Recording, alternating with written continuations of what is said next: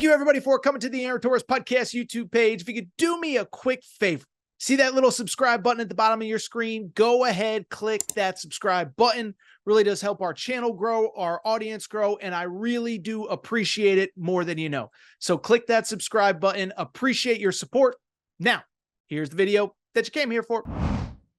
But let's switch gears. Let's talk Dabo Swinney, because this thing is just an abomination. And I'll be real, just like what I said about the Florida Gators a minute ago, I think it's over for Dabo Swinney. And I think I don't think it's going to happen. I think it would be best if he moved on after this season, found another job. He clearly wants to coach. But earlier this week, we saw him go back and forth with the media. It's getting ugly. By the way, his former players are now calling out the state of the program. It's an abomination. Let's go ahead and dive in. First of all, game itself. Listen, I don't really know what there is to say. It's kind of crazy. I'll be honest. So we didn't preview this game on Friday because I didn't see the point spread. If I had seen a point spread where Clemson was favored by 17 points, I would have said, yeah, we'll put that on the betting card because Clemson should not be favored by 17 points against anybody, okay? Yet at the same time, I still don't think we really expected what we saw on Saturday, because it's not even that Clemson lost to Syracuse. And this isn't a disrespect to Syracuse. Fran Brown is doing great things. It's that it wasn't ever really even competitive. Clemson fell down 24-7 in the first half. Now they cut the lead to 24-14. But what was crazy about this game was that basically the best thing that happened with this game, let me put it this way, is that it went to lightning delay at halftime, and none of us had to watch it again. It went over to ESPN2. There were other games that were put on, and everybody kind of just forgot about it, okay? So thankfully, the Lightning actually did us a favor because we didn't have to watch the end of it, but it was over pretty much midway through the second quarter.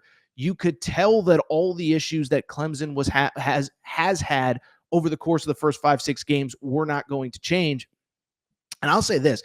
I did happen to be flipping channels. I did happen to check in on this game when they came back to air. And this was kind of the shocking part of all shocking parts.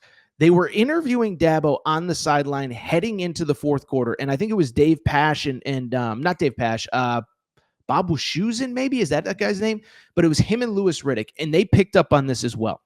Is that in the sideline interview, Dabo Swinney, they asked him, like, what do you want to see out of your team in the fourth quarter? And he was just basically like, I want to see some fight. You know, maybe one play can get us back into this thing. But the broadcasters even said, he sounds like an FCS coach that's just hoping for any sort of positive. This sounds like when Furman goes to Clemson, or when Furman goes to Alabama, or when Alabama A&M goes to whoever.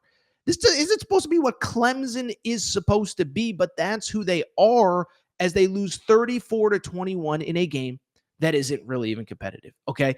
And so a couple things. You know it's bad. This is how you know it's bad. It's not just that Clemson's 1-3. It is the fact that now you have former players calling out the state of the program. Okay, so I saw this, and again, for people just tuning in, producer Matt is off today. For people who are new to the show, we have a producer named Matt. He's an Auburn fan. He was at the Auburn-Oklahoma game. As you can imagine, getting out of Norman, Oklahoma on a Sunday probably isn't very easy. But I saw this. I want to share this. How about this? Xavier Thomas was a player who played at Clemson for 6 years, was part of the 2018 national championship team, multiple college football playoff appearances. ESPN puts out a tweet that says, Syracuse upsets Clemson in Death Valley. Xavier Thomas, currently with the Arizona Cardinals, tweets out, quote tweet, at this point, it's not even an upset anymore. Not even a question. Should we call it an upset? A statement. At this point, it's not even an upset anymore. This from a former player who has won a national championship. But he's right. He is justified in saying what he said. The foundation that he and his teammates built have eroded. And while I actually, in some cases, like at Florida, I just completely blame Billy Napier. I don't totally blame Dabo, although he's pretty much at fault. But it feels like it's over. First of all, you know, we didn't even talk Clemson last week because there was just so much going on. But with Clemson,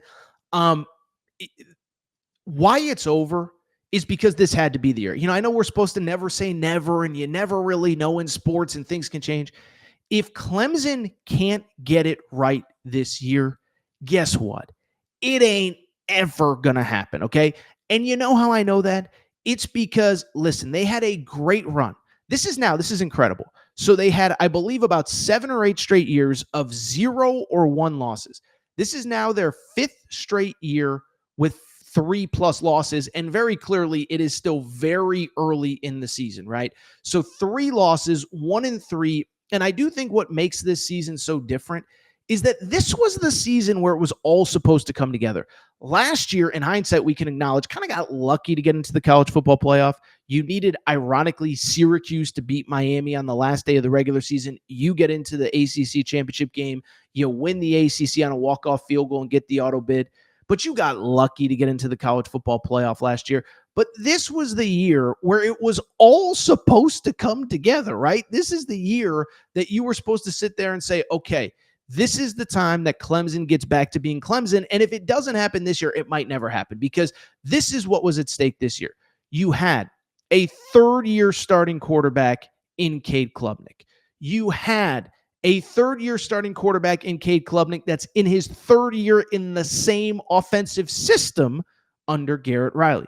You have, by my count, minimum 3 NFL wide receivers, and I know Antonio Williams has been in and on the lineup, but who cares? You still have Bryant Wesco. You still have TJ Moore. Beyond that, your whole offensive line, this is an important part. It's all 4th, 5th, and 6th year guys. It's guys that have been in the program. You're selling all in. Our guys don't leave. They believe in what we're doing. Your whole O-line is that, and they're not very good. Also, the defense. Listen, I'm not an NFL mock draft guy. I don't do mock drafts, especially in September. Go look at any mock draft. 3-4 Clemson guys off that defense in the 1st round. This was supposed to be the team. And if it's not the team, when is it ever going to get better? You have a 3rd-year starter in Cade Klubnik with a 3rd-year offensive coordinator. And beyond that, you've already made all the changes that you can make. You started taking transfers. You changed your DC last year. You changed the OC a few years ago. And it's not only the same, it's somehow worse at 1-3. And so I said something on Twitter the other day. I said something on Saturday during the game, but I truly believe it. You know what this feels like to me? This feels like to me the end of John Calipari at Kentucky. And for John Calipari, to his credit, he got out of Kentucky. He found a good landing spot. It was great for him. It's been great for Kentucky. It was great for everybody. And I do think that is where we are at with Dabo Swinney and Clemson. This is his John Calipari at Kentucky moment. Because first of all, a couple things. One, he said this week, he doesn't want to stop coaching, right? He's 55. He thinks he's got a lot left in the tank. Okay, I get it. But at the same time, the results are clearly regressing. 5th straight year with at least 3 losses. Oh, by the way, it ain't get I guess it's getting a little easier because the ACC stinks. But like, what are we even talking about? What is even realistic?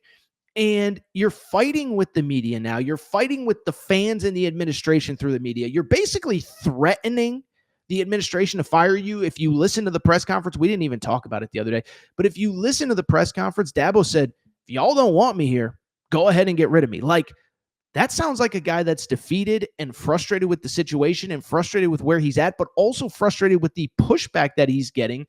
And he kind of is playing from the playbook of everything I did for. Nobody cares about what you did in 2018 anymore. It's 2025. It was 7 years ago. Trevor Lawrence left in 2020. That was 5 years ago. It's not good. It's not going in the right direction, and it's going in the opposite direction. So why it reminds me of Coach Cal is because Coach Cal at the end, listen, Coach Cal at the end, it's easy to forget, was not a disaster at Kentucky. His final season finished 2nd in the SEC in basketball, okay? But at the same time, he lost in the NCAA tournament at Oakland, and it was clear 2 things. One, the standard that he had set, it wasn't not only being met, but it was not going to get met. 2, I think beyond that, I think it was pretty clear that it was never getting back to that level. And 3, it was just this weird thing where he had tried everything. He had changed assistant coaches. He had changed recruiting philosophies. He had changed recruiting philosophies back, and nothing had worked. And if you're Dabo, what else is there to change at this point?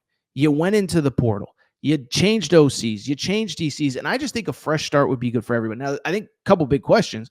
One, I don't think it's going to happen because I don't even know what job is going to open that's equivalent to what's going on at Clemson right now, right? Coach Cal had a landing spot at Arkansas where Arkansas isn't historically Kentucky, but it's a pretty good job that was coming off multiple deep tournament runs, etc. I don't even, obviously we know that Clemson is going to, Florida is going to open up at some point, but outside of Florida, like what job would even make sense for Dabo Swinney? I have no idea.